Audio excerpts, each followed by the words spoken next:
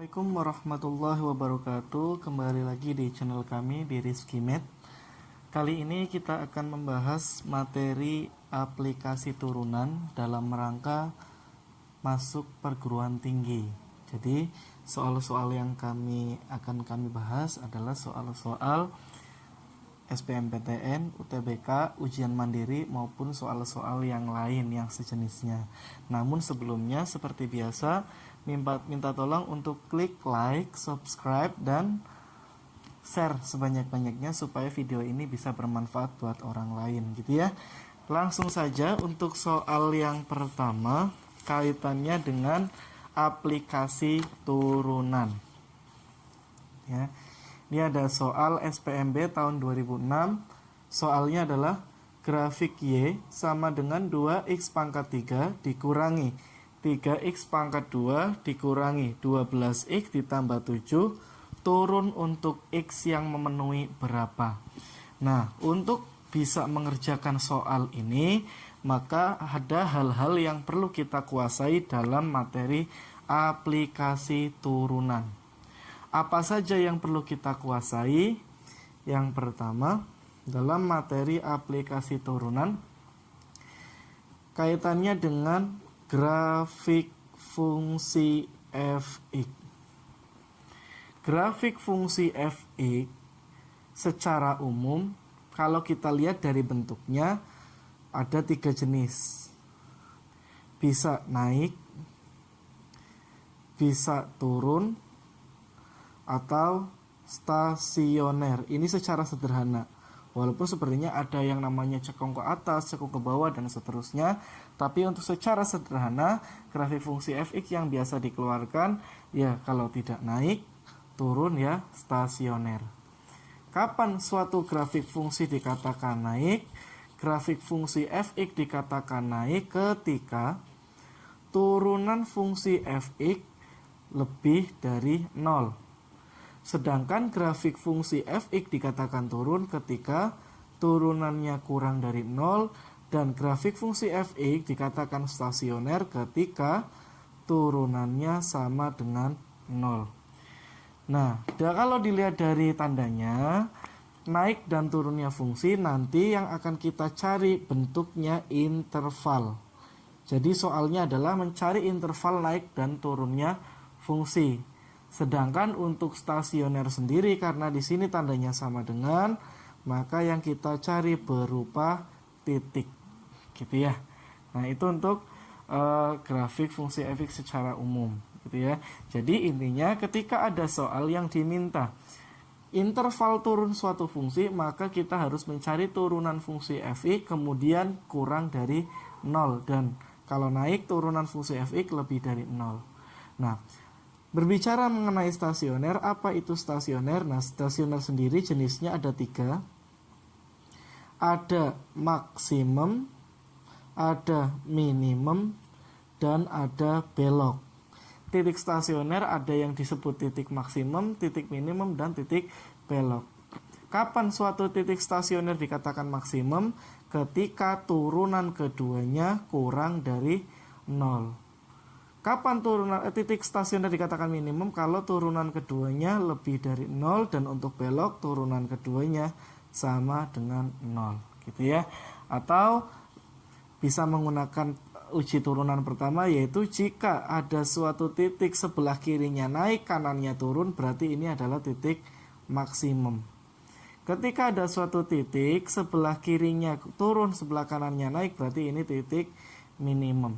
Sedangkan kalau ada titik sebelah kirinya naik, titik stasioner maksudnya, sebelah kiri naik, sebelah kanan juga naik, atau titik stasioner sebelah kiri turun, sebelah kanan juga turun, maka disebut titik belok, gitu ya. Itu adalah secara ringkas materi tentang grafik fungsi fx naik turunnya suatu fungsi, gitu ya. Nah, kalau kita lihat soal SPMB tahun 2006, pertanyaannya adalah grafik fungsi fx yaitu y sama dengan 2x pangkat 3 dikurangi 3x pangkat 2 dikurangi 12x ditambah 7 turun untuk x berapa. Nah, yang diminta adalah turunnya fungsi fx. Ini saya ambil saja biar tidak mengganggu. turunnya fungsi fx. Nah, ingat tadi bahwa suatu fungsi dikatakan turun ketika turunannya kurang dari 0. Gitu ya. Nah, dia dikatakan turun ketika turunan fx atau turunan y kurang dari 0. Maka dari itu yang harus kita lakukan mencari turunan y dulu. Turunan y yaitu 2x pangkat 3 diturunkan menjadi 6x pangkat 2 min 3x pangkat 2 diturunkan 6x, min 12x diturunkan min 12, 7 diturunkan habis, gitu ya. Semua kita bagi dengan 6x kuadrat min x min 2 kurang dari 0, lalu kita faktorkan, gitu ya. Nah, untuk x kuadrat min x min 2 kurang dari 0 difaktorkan menjadi x dikurangi 2 kalikan x ditambah 1. Belajar lagi mengenai pemfaktoran. Maka pembuat nolnya di sini ditemukan x sama dengan 2 atau x sama dengan negatif 1. Kita buat garis bilangannya. Nah, di sini ada negatif 1, ada 2. Nah, mengenai tandanya, maka yang kita lihat adalah koefisien pangkat tertinggi dari turunan pertamanya. Koefisien pangkat tertinggi dari turunan pertamanya 6. Pangkat tertingginya kan pangkat 2, x pangkat 2, koefisiennya adalah 6, dan 6 itu bertanda positif, maka kita mulai dari kanan, plus, min, plus, seperti itu. Ya. Nah, seperti itu kita tahu, kalau turunannya positif itu naik, turunannya negatif itu turun, positif naik. Maka, karena yang diminta turun, maka turun antara min 1 sampai 2, maka jawabannya adalah B. Itu untuk soal SPMB tahun 2006 seperti itu, gitu ya. Paham ya untuk kali ini? Oke, kita next ke soal selanjutnya. Ya, kita ambilkan dari SBMPTN tahun 2016. Soalnya, misalkan fx sama dengan akar x ditambah b dibagi akar x mempunyai titik belok di 4,13. Maka nilai a ditambah b berapa? Soal-soal jenis-jenis seperti ini yang diketahui banyak itu dan yang ditanyakan adalah variabel-variabel yang terdapat pada pertanyaan itu sering terjadi. Kuncinya satu, yaitu apa? Dilihat aja. Yang ditanyakan a plus b, ada 2 variabel, maka yang kita butuhkan 2 persamaan jelas, gitu ya. Persamaan pertama dari mana? Jelas. Di sini ada kalimat fx belok di titik 4,13, artinya 4,13 merupakan titik yang terletak pada fx. Karena 4,13 merupakan titik yang terletak pada fx, maka bisa kita substitusikan dengan x sama dengan 4 dan fx atau y sama dengan 13.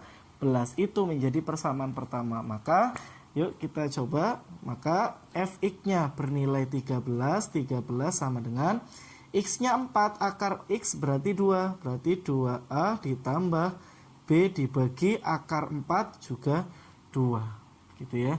Ketika kita kalikan 2 semuanya menjadi 26 sama dengan 4a ditambah b. Ini persamaan pertama. Kenapa harus dikalikan 2 semuanya? Kita menghindari bentuk pecahan, gitu ya, supaya mempermudah penghitungan. Itu persamaan yang pertama. Nah, ketika persamaan pertama kita dapat, maka tugas kita tinggal mencari satu persamaan lagi. Dari mana?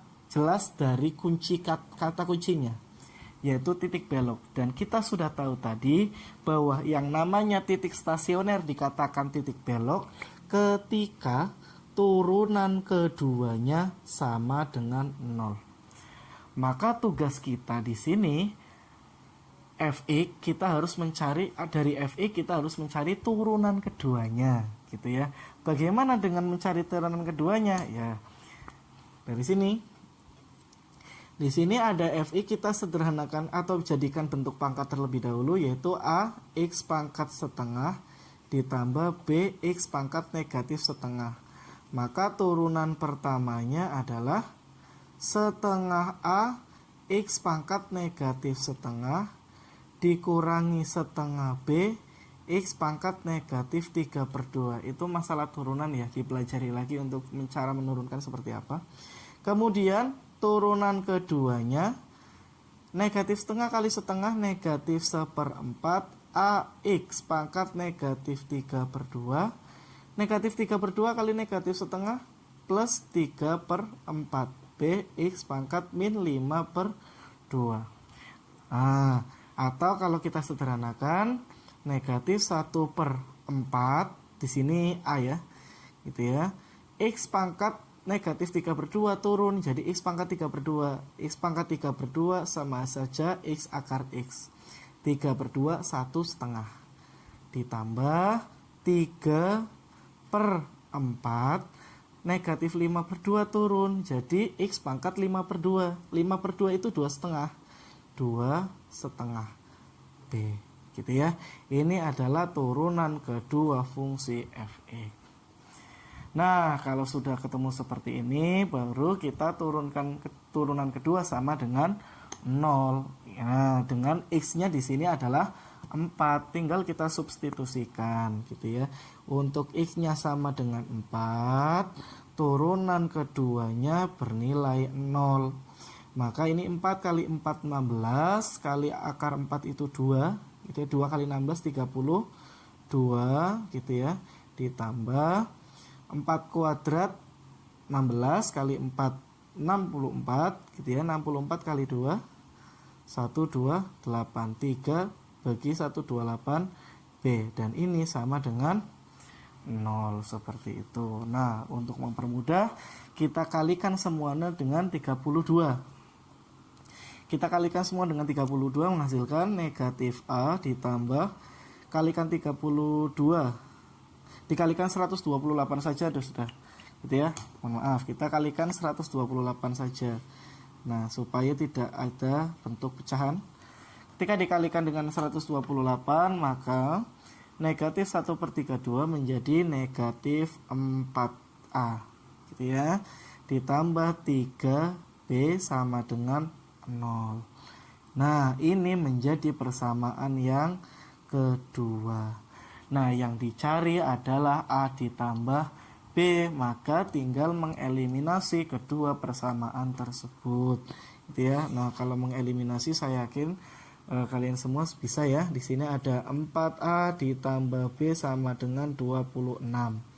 Nah, di sini ada negatif 4A ditambah 3B sama dengan 0. Maka tinggal menjumlahkan aja supaya mengeliminasi A, menjadi 4B sama dengan 26, maka B-nya sama dengan 13/2, gitu ya. Nah, B-nya sama dengan 13/2. Lalu bagaimana dengan A-nya? Tinggal disubstitusikan ke persamaan ini. Ini persamaan ini tuh artinya ini bisa ekuivalen dengan 4A sama dengan 3B ya. Atau A-nya sama dengan 3/4B. Maka dari itu B-nya sendiri sama A-nya sendiri sama dengan 3/4 kali B. B-nya 13/2 atau 39/8. A-nya 13/2, B-nya 39/8. 13/2 kalau kita kalikan dengan 4 atas dengan bawah menjadi 52/8. B-nya 52/8, A-nya 39/8. Maka ketika kita mencari jumlahnya, maka tinggal dijumlahkan 52 tambah 39, 91. Jawabannya 91/8, gitu ya. Memang agak panjang untuk soal ini, gitu ya. Ini tahun SBMPTN tahun 2016, seperti itu. Oke, tapi tetap mudah ya. Kalau kalian terbiasa, maka akan menjadi soalnya lebih mudah, gitu ya. Oke, lanjut untuk soal berikutnya. Oke, untuk soal yang selanjutnya, seseorang memelihara ikan di suatu kolam. Rata-rata bobot ikan per ekor pada saat panen dari kolam tersebut adalah 6 dikurangi 0,02 X kilogram. Itu rata-rata per ekor, bukan keseluruhan. Dengan X menyatakan banyaknya ikan yang dipelihara. Sedangkan maksimum total bobot semua ikan pada saat panen yang mungkin adalah berapa? Nah, yang ditanya adalah maksimum total bobot semua ikan. Ketika ada soal cerita yang merujuk pada kata-kata maksimum atau minimum, gitu ya, dan ini juga merujuk pada aplikasi turunan, maka kuncinya sederhana. tinggal dilihat saja kata-kata maksimum atau minimum di situ menempel pada variabel apa. Kebetulan kata-kata maksimum di sini menempel pada total bobot semua ikan. Maka tugas kita yang pertama adalah mencari fungsi total bobot semua ikan terlebih dahulu. Gitu ya.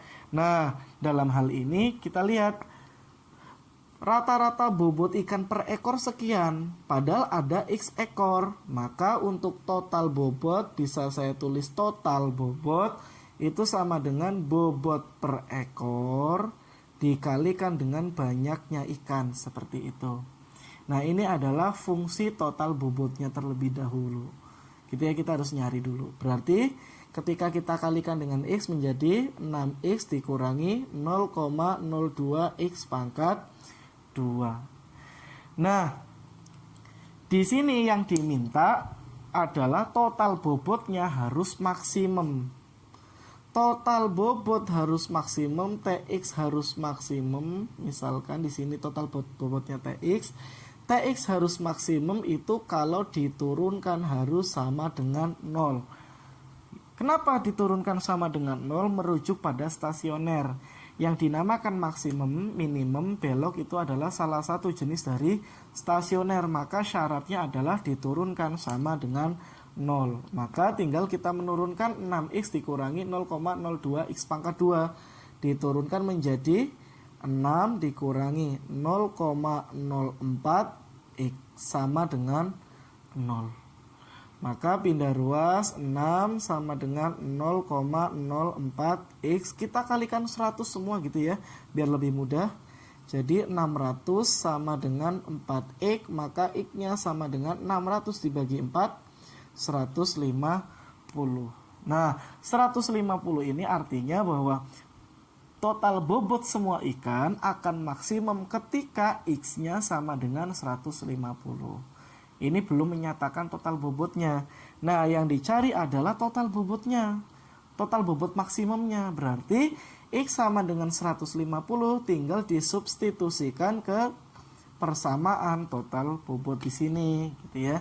Fungsi awalnya. Maka TX ya, berarti T 150 sama dengan 6 kali 150 dikurangi 0,02 dikali 150 pangkat 2, gitu ya. 6 kali 150 di sini adalah 900. 0,02 150 kuadrat sama dengan 200. Nah, 15 kuadrat 225, nolnya nambah 2, gitu ya. Nah, berarti 900 dikurangi 0,02 dikalikan 22.500 menghasilkan 450. Maka 900 dikurangi 450 ya hasilnya 450. Maka maksimum total bobot semua ikan pada saat panen yang mungkin adalah 450 kg, gitu ya. Jadi kuncinya ketika ada kata-kata maksimum, maka yang dilihat adalah maksimum itu menempel pada variabel apa. Nah, kuncinya di situ. Gitu ya. Oke, next soal selanjutnya. Selanjutnya kita ambilkan dari Senam PTN tahun 2011. Kolam renang berbentuk gabungan persegi panjang dan setengah lingkaran. Berarti ada kolam renang berbentuk gabungan persegi panjang dan setengah lingkaran. Maka bisa kita gambarkan terlebih dahulu. Di sini ada persegi panjang. Nah, terus digabung dengan setengah lingkaran, gitu ya. Oke. Kolam renang merupakan gabungan antara persegi panjang dan setengah lingkaran. Kemudian keliling kolam renang sama dengan A satuan panjang, gitu ya. Nah, oh iya, di sini sebenarnya gambarnya sudah ada di soal, gitu ya. Saya lupa tadi untuk menggambarkan gambarnya. Sebenarnya sudah ada, di sini ada X, di sini ada Y, di sini ada Y, gitu ya. Nah, keliling kolam renang sama dengan A satuan panjang. Berarti keliling semuanya itu A. Pertanyaannya, agar luasnya maksimum maka X-nya berapa? Nah, kalau ada seperti ini, apa yang harus kita lakukan? Dilihat saja, kata-kata maksimum itu menempel pada variabel luas. Maka tugas kita adalah mencari persamaan luasnya atau fungsi luasnya. Nah, di sini jelas bahwa luas kolam renang di sini adalah sama saja luas persegi panjang yaitu X kali Y ditambah luas setengah lingkaran. Setengah lingkaran itu sama saja setengah pi kali R kuadrat, jari-jarinya setengah X. Jadi setengah X kuadrat seperti itu. Atau bisa kita sederhanakan X kali Y. Ini 1/4 kali setengah jadi 1/8 PX kuadrat. Nah, supaya luasnya maksimum, maka caranya harus diturunkan sama dengan 0. Tetapi ini tidak bisa kita turunkan sendiri langsung. Kenapa? Karena masih ada 2 variabel. Maka tugas kita harus mengganti salah satu variabel supaya menjadi variabel yang lain. Dari mana? Dari yang diketahui. Yang diketahui di sini keliling kolam sama dengan A. Keliling kolam apa itu? Keliling kolam sama dengan A. Nah, keliling kolam di sini bisa kita nyatakan dalam X ditambah 2Y ditambah keliling setengah lingkaran sama saja pi kali R. Gitu ya. R-nya adalah setengah X karena ini setengah lingkaran. Gitu ya. Sama dengan A. Gitu. Berarti kalau kita nyatakan 2Y sama dengan A dikurangi X dikurangi setengah PX. Atau Y sama dengan setengah A dikurangi setengah X dikurangi 1/4 PX. Kalau kita bagi 2 semuanya.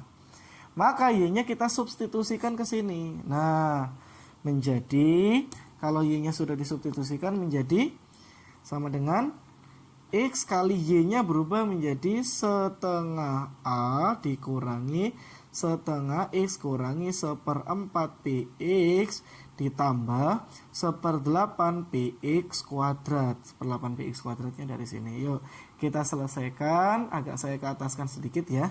Sama dengan setengah AX dikurangi setengah X kuadrat dikurangi 1/4 PX kuadrat ditambah 1/8 PX kuadrat.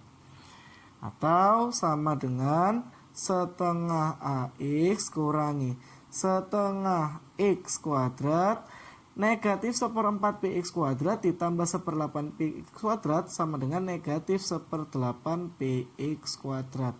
Bisa kalian hitung sendiri gitu ya.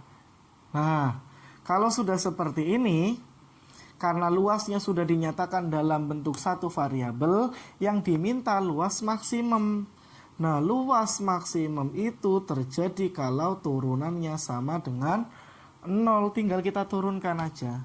Nah, diturunkan setengah AX diturunkan menjadi setengah A di sini. Setengah A. Yang ini diturunkan menjadi X. Yang ini diturunkan menjadi 1/4 PX sama dengan 0. Kalau kita kalikan dengan 4 semua bisa ya. Gitu ya. Kalau kita kalikan dengan 4 semua jadi 2A min 4X min PX sama dengan 0 gitu. Maka yang ada X-nya kita jadikan satu ruas. 4X ditambah PX, yang tidak ada X-nya kita jadikan ruas yang lain. Nah, di sini sama-sama punya X, dengan distributif perkalian X-nya bisa kita keluarkan. Maka X-nya di sini adalah 2A dibagi 4 plus P, gitu ya. Maka luas akan mencapai maksimum ketika X-nya 2A dibagi 4 plus P. Nah, seperti ini, gitu ya urutannya. Nah, P berarti pilihan yang benar adalah seperti itu. Nah, kurang lebih seperti itu ya.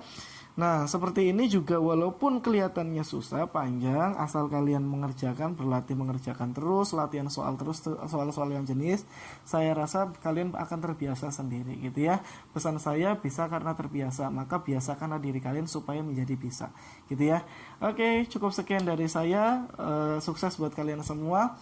Jangan lupa klik like, subscribe, dan share supaya video ini bisa bermanfaat untuk yang lain. Oke, terima kasih dari saya. Assalamualaikum warahmatullahi wabarakatuh.